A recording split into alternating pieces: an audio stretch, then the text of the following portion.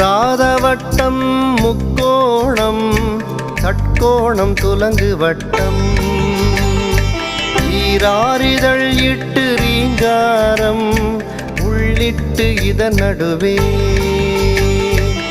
ஆராதனை செய்து அருக்கெத்து அடிபணிந்தாள் என் தாய் வாராதிராள் அல்லவே வாலை ஞானவராகியுமே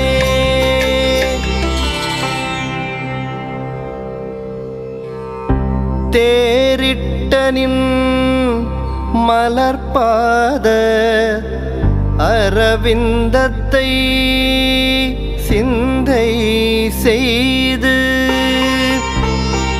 நீரிட்ட அவர்க்கு வினை வருமோ?